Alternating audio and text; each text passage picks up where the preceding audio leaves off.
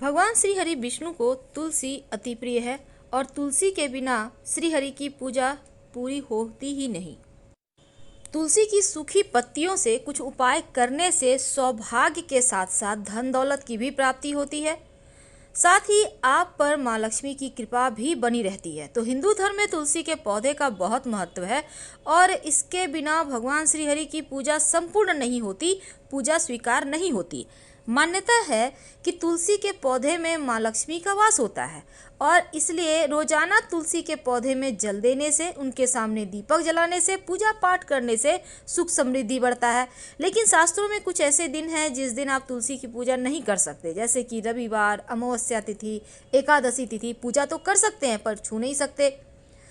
तो हिंदू धर्म में जितना महत्व तुलसी के पौधे का है, उतना ही महत्व तुलसी के सूखी हुई पत्तियों का भी होता है, क्योंकि इन पत्तियों से कुछ उपाय करने से सौभाग्य के साथ धन दौलत की प्राप्ति भी होती है, माँ लक्ष्मी की कृपा भी बनी रहती है।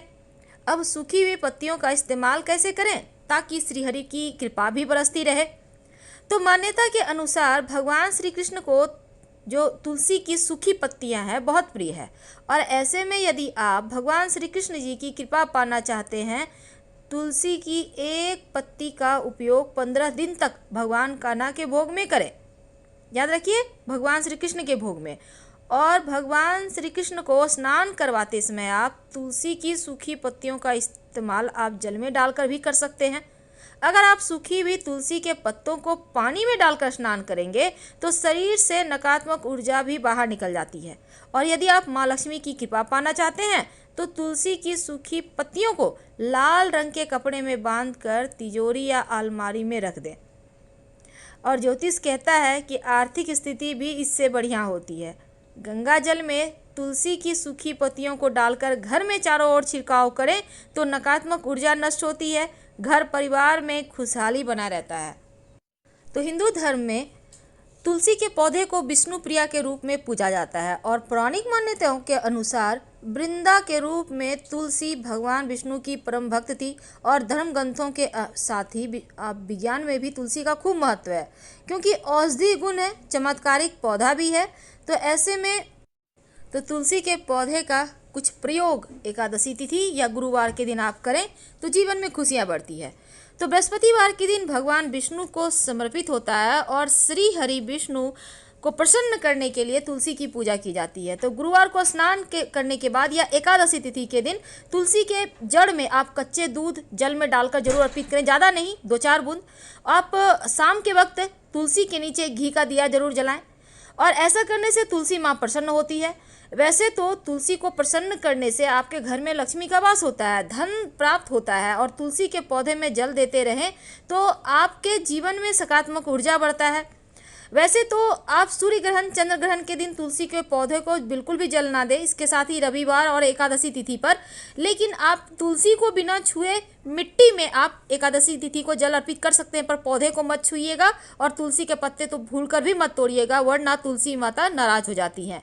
लेकिन याद रखिए, घर में कभी भी तुलसी का सूखा हुआ पौधा मत रखिएगा, आप उसको तुरंत हटाइए। हाँ, तुलसी के सूखे पत्ते का महाप्रयोग भी किए जाते हैं और इस दिन आप कहाँ छिपा कर रख दे तुलसी के पौधे के पत्ते जो जीवन की खुशियों को बढ़ाए।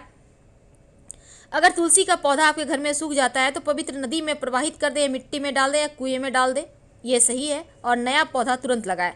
तुलसी के पौधे को दैवीय औषधि माना गया है, देवताओं का पौधा है। इसको हमेशा घर के उत्तर दिशा, पूरब दिशा या उत्तर पूर्व दिशा में रखना चाहिए और तुलसी सदैव हरी भरी रहती है। वैसे तो तुलसी के सूखे पत्ते का महाप्रयोग क्या है, सबसे पहले हम ये जानते हैं। देखिए, तुलसी, अगर आपके और आपके जीवन साथी के बीच अक्सर लड़ाई झगड़ा होता है तो अपने पति के पर्स में तुलसी के सूखे पत्ते आप डाल दें, ऐसा करने से झगड़े समाप्त हो जाएंगे। अगर आप तुलसी के सूखे हुए पत्ते को लाल कागज में लपेटकर पूजा स्थान पर छुपा कर रख दें तो इन पत्तों से अपनी मन की इच्छाएं बताएं। मान्यता है ऐसा करने से समस्त मनोकामनाएं पूरी हो जाती है।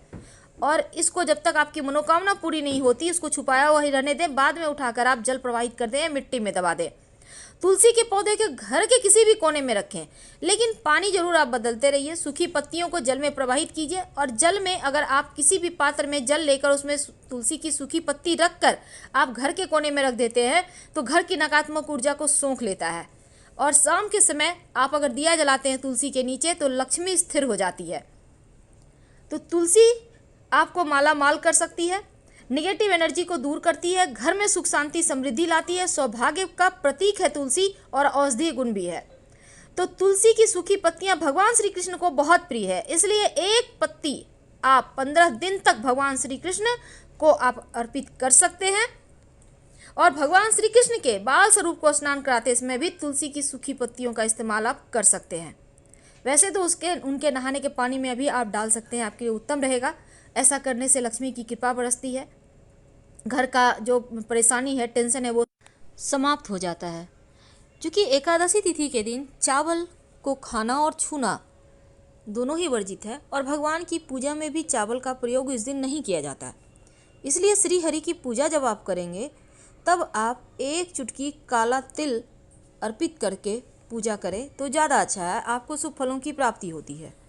तिल हमेशा काला वाला ही यूज करें तो उत्तम रहेगा।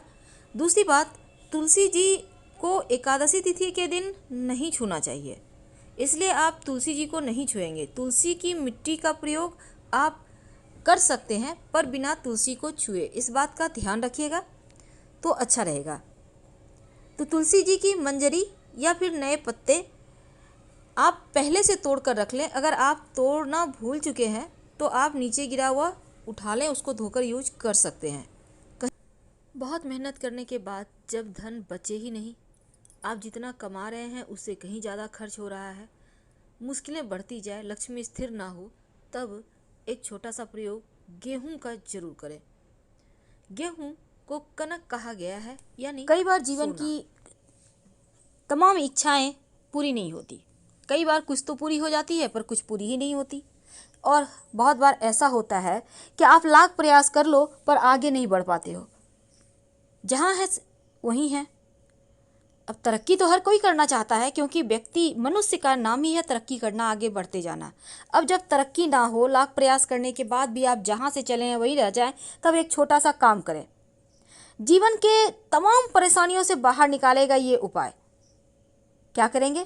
देखिए, आप एक छोटा सा काम आपको करना है। आपको अपने घर में मिट्टी के एक पात्र में, अब ये मिट्टी का पात्र छोटा भी हो सकता है, बड़ा भी हो सकता है, नहीं कुछ तो आपके घर में मिट्टी का दिया होगा, वो दिया ले लें। अब इस दीपक में गेहूं भर दें और घर में पूरब दिशा में रख दें और 1 सप्ताह तक रहने दें। संभव हो तो लाल पुष्प की पंखुड़ी 5 रख दीजिएगा इस गेहूं के साथ। और 1 सप्ताह के बाद जब मंगलवार का दिन आए तब इस गेहूं को निकाल कर छत पर मत डालिएगा, क्योंकि छत पर अगर कबूतर आके चुगेगा दाना तो राहु एक्टिव हो जाएगा, परेशानी बढ़ेगी। इसलिए इस गेहूं को उठाकर किसी पेड़ के नीचे डाल दीजिएगा। अगर आप चाहें तो 21 दाने ही गेहूं के लीजिएगा और जो आपने पुष्प डाला हुआ है उसको आप उठाकर किसी पवित्र जगह पे रख दें। जीवन में जो भी परेशानी होगी या आने वाली होगी वो टल जाएगी। जो भी मुश्किलें चल रही है आपकी लाइफ में वो समाप्त हो जाएगी। बहुत सिंपल है, या तो दीपक में, मिट्टी के दीपक में बिना आप गिने गेहूं रख दें, या फिर आप 21 दाने गेहूं रखें और इसको उठाकर आपको किसी पेड़ के नीचे डाल देना है। पर छत पर मत डालिएगा, क्योंकि छत जो बुध का प्रतिनिधित्व करता है और कबूतर जो राहु का है। अगर छत पे आपने गेहूं के दाने डाले और राहु आ गया यानी कबूतर आ गया छत पे, तो फिर आपका बुध और राहु दोनों मिलकर तूफान मचा देगा जीवन में। इसलिए भूल कर भी छत पर दाना ना डालें और बिना पीछे मुड़े जब आप डालिएगा उस समय अपनी इच्छा कहिएगा और बिना पीछे मुड़े घर चले आएँ। जब भी ये प्रयोग करें टोका टोकी वाली सिस्टम नहीं होनी चाहिए, यानी बातचीत ना करें, चुप रह कर करें, क्योंकि टोटका का मतलब ही होता है टोक नहीं लगना। टोक लग गई तो टोटका कैसा। देखिए, आपको तो पता है हमारे शास्त्रों में जो गेहूं है उसकी तुलना सोने से की गई है। सोना जिसको हम कनक कहते हैं, तो सोने से तुलना गेहूं की गई है। इसीलिए एक बात हमेशा ही याद रखिएगा कि जब भी माँ लक्ष्मी की पूजा करें तो गेहूं किसी को ना दें, चावल किसी को ना दें। एक महाप्रयोग। देखिए, संतान से बड़ा धन कुछ है भी नहीं, इसलिए बहुत सारे सवालात आते हैं संतान प्राप्ति कब होगी। एक छोटा सा प्रयोग आपके जीवन के तमाम मुश्किलों से आपको बाहर निकालेगा। भगवान श्री हरि विष्णु को 5 दाने गेहूं के रोज अर्पित करें। 5 दाने गेहूं के रोज अर्पित करें, और वो गेहूं का दाना जितना हिष्ट पुष्ट होगा, खूबसूरत सा मोटा ताजा होगा, उतना ही अच्छा। करके देखें, सारे इकट्ठा कर लीजिएगा। बाद में मंदिर में, यानी कि पास के आपके घर के जहाँ भी भगवान श्री हरि का मंदिर है, वहाँ पर जाकर आप सारा का सारा गेहूं चुपके से रख के भगवान को प्रणाम करके आइएगा। लेकिन कब रखिएगा? जब आपको संतान की प्राप्ति हो जाए तब। और वैसे आप सबको, आप जैसे आज आपने अर्पित किया, इकट्ठा करके उसको रख लें किसी डब्बे में, फिर अगले दिन रख लें। फिलहाल विदा लेते हैं। धन्यवाद।